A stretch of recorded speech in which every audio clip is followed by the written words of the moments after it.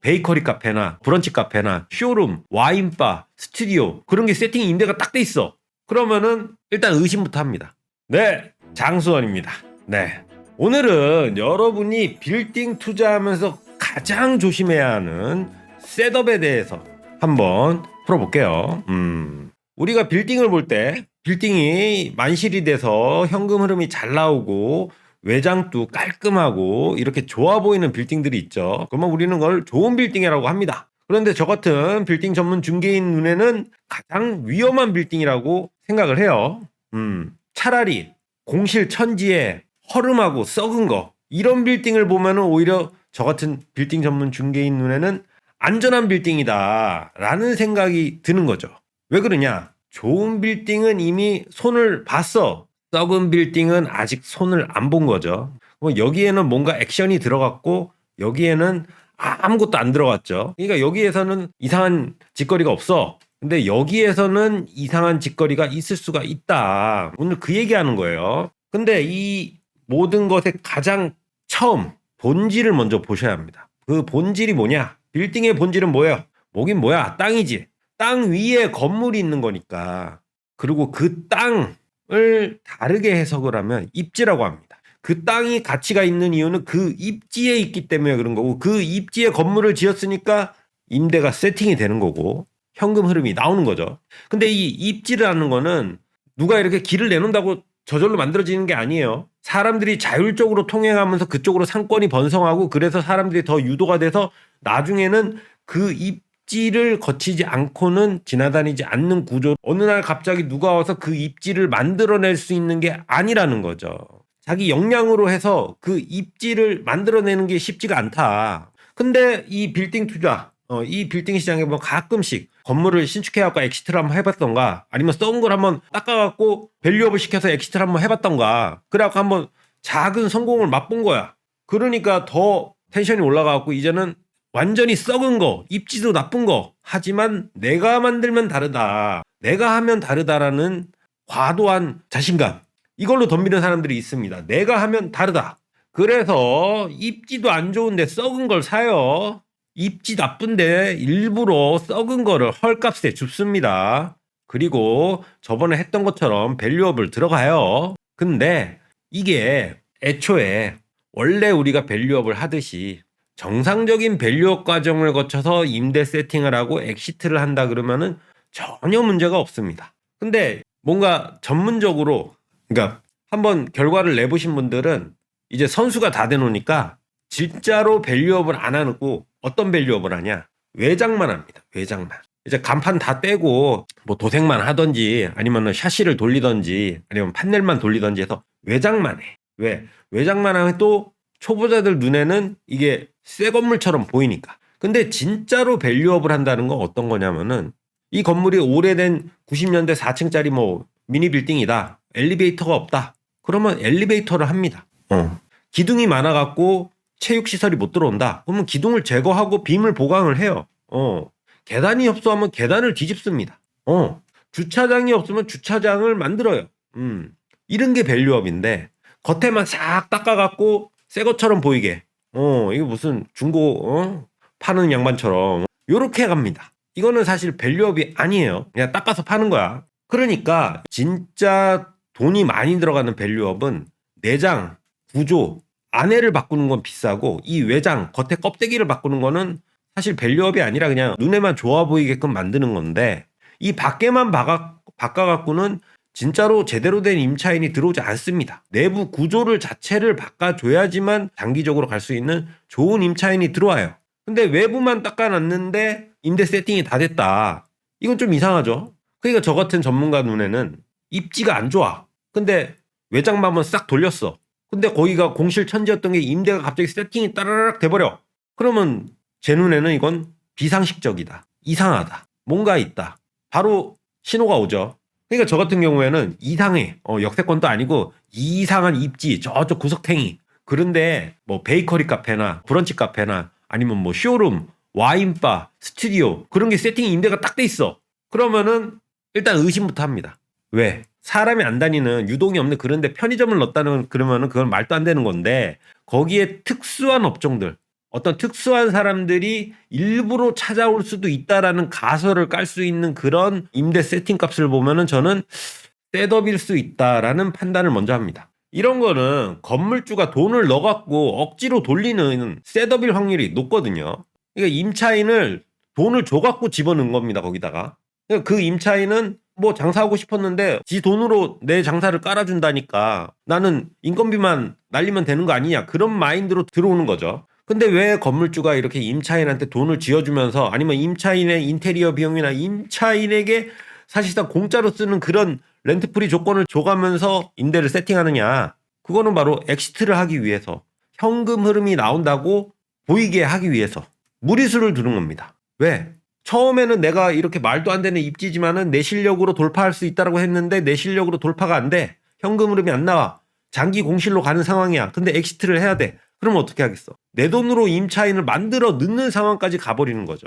말은 좋아. 임차인한테 입주 지원을 한다 뭐 이런 식으로 좋은 말을 만들어놨는데, 사실상 그거는 현금 흐름이 나오는 임차인이 아니라 내 돈 들고 공짜로 장사하러 들어간 임차인이니까 그 사람은 계약을 갱신할 의지가 없겠죠. 장사가 잘 될 확률도 없지만 계약을 갱신할 의지조차 없다. 건물주 바뀌면 바로 나가는 거죠. 이 모든 것은 엑시트를 위한 연출인데, 여기서 더 위험한 거는 안 좋은 입지에 썩은 건물을 밸류업을 시켜서 정상적인 임대 세팅이 아니라 셋업까지 해놨어. 근데 그거를 누가 잡는 순간, 그러면 그 다음이 있어야 하는데, 나도 그러면 이거를 좀 더 좋게 해갖고 더 높은 가치를 만들어서 내 뒤에 사람이 받을 수 있는 구조를 만들어서 나도 엑시트하고 나가야 하는데, 이미 앞전에 내가 하면 다르다는 양반이 이미 최대치를 만들어 놓고 그 상황에서도 안 되니까 임차인을 돈으로 만들어 넣어서 자기는 엑시트하고 가버렸으니까 나는 여기에서 더 위로 만들어낼 수 있는 구조가 없죠. 그러니까 나는 뭐 만들어낼 수 있는 마법이 없는 거야. 그냥 이 상황 안에서 더 높은 가격으로 엑시트를 해야 하는데, 이미 끝까지 한마디로 자동차가 300km까지 밟을 수 있는 차가 있으면 300km까지 다 밟아놓은 거야. 350, 400까지는 못 나가, 이 차가. 그렇게 만들 수가 없다는 거죠. 거기다 안 좋은 입지는 그대로야. 결론은 시간이 지나면 건물주가 만들어 넣은 임차인은 당연히 거저먹던 그 기간이 끝나면 나가겠죠. 나가면은 장기 공실로 가는 거죠.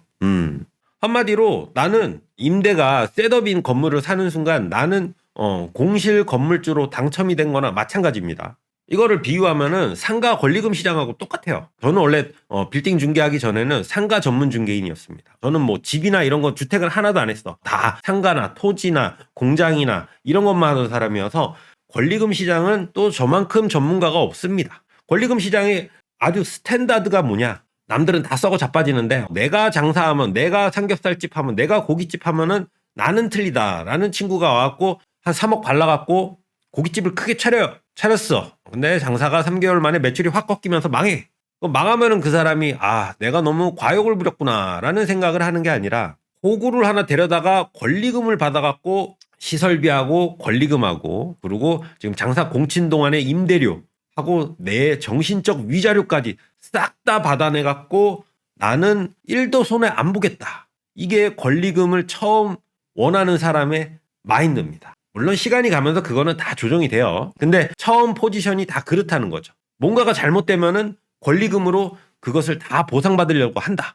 그러니까 이 빌딩도 누군가가 처음에는 썩은 걸 잡아서 밸류업해서 현금 흐름이 나오는 좋은 건물로 만들어서 엑시트하고 나는 빠지고 내 뒤에 들어온 사람도 월세 따박따박 받으면서 해피엔딩으로 가려고 생각을 했는데, 내가 들어와 봤더니 그거는 내 계획이었는데 계획대로 안 되죠. 계획대로 안 되는데 나는 살아야겠고, 나는 살기 위해서는 뒤에 사람 생각 못 하는 거죠, 그때부턴. 그래서 빌딩을 뭐 싸다 비싸다 뭐 이런 거 숫자로 보시는 분은 안 됩니다. 그러면 안 돼요.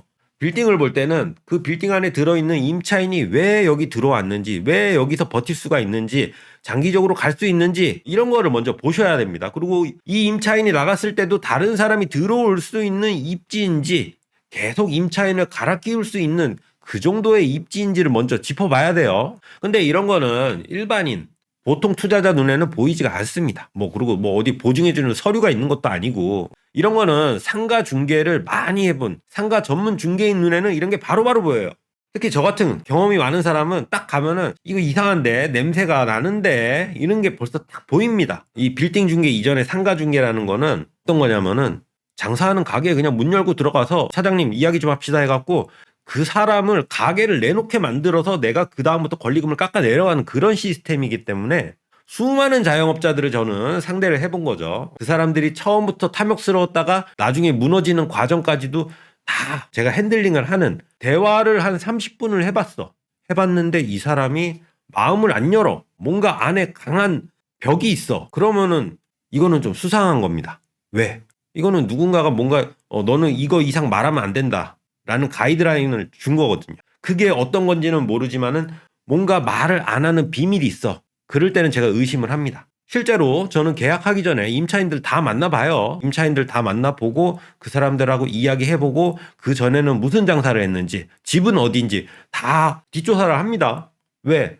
이게 건물주가 돈 줘갖고 셋업을 한 건지 아니면 진짜 임차인인지 그런 걸 다 따져봐야 하는데 그게 서류로 나오는 게 아니라 판문수사 하듯이 다 인터뷰를 해봐야지 그런 걸 알 수 있으니까. 가끔씩 그러다 보면은 한 명씩 나와요. 그게 동공이 막 흔들려 눈동자는 흔들리는데 뭐 말을 못하고 나는 그냥 장사만 열심히 하고 싶습니다 이런 소리를 자꾸 똑같은 소리만 계속해. 그러면 지금 대사 연습을 안 시켜놓은 거야. 아무 말도 하면 안 된다고 해놓고 그래도 이거 받아칠 대사를 좀 깔아줘야 하는데 대사 연습을 안 시켜놓으니까 나는 장사만 열심히 하고 싶습니다 뭐 이런 소리만 하는 사람이 있어요. 그러니까 저처럼 임대를 세팅을 할 수 있는 사람은 임대가 셋업인지 바로 보이죠. 한마디로 만들 수 있는 사람은 가짜도 잘 구분한다는 겁니다. 그러니까 빌딩 중개하고 상가 중개는 사실상 한 라인이에요. 아니, 건물이 있으면 임차인이 있고 임차인이 있어야지 내 건물에서 현금 흐름이 나오잖아. 그러니까 빌딩 매매하고 상가 임대는 그 뿌리가 사실상 한 뿌리입니다. 그리고 그 두 개를 다 해본 사람만이 여기서 셋업을 걸러낼 수 있는 거죠. 그래서 이 빌딩에서 실력은 본질과 연출을 구분해서 볼 줄 아는 그런 눈이 필요하고 그거는 일반인은 사실상 힘듭니다. 그리고 서류에 나와 있지도 않아요. 이거는 세팅을 해본 사람이 셋업도 걸러낼 수 있다. 그래서 이 빌딩 시장에는 중개인이 있는 이유가 그겁니다. 만약에 파는 사람하고 사는 사람 둘만 있으면은 둘이 동등한 조건이 될 수가 없어요. 둘 중에 하나는 꾼이야, 선수야. 그러니까 한 명이 한 명을 가지고 노는 구조가 될 수밖에 없습니다. 이거를 정상 궤도로 만들어주는 게 바로 중개인의 역할인 거죠. 그러니까 여러분이 좋은 중개인을 만났을 때는 이런 셋업에 걸릴 이유가 없는데 직거래를 하거나 중개인을 잘못 만나면 이게 셋업인지 아닌지는 한번 따져봐야 하는데 저번에 말씀드린 것처럼 동물의 세계에서 도와줄 수 있는 영역과 도와줄 수 없는 영역이 있듯이 저도 어떨 때는 지켜만 봐야 하는 입장이다. 그래서 오늘 빌딩에서 셋업이라는 게 왜 생기느냐 한번 풀어봤고요. 하여튼 여러분한테는 그런 일 없어야겠죠.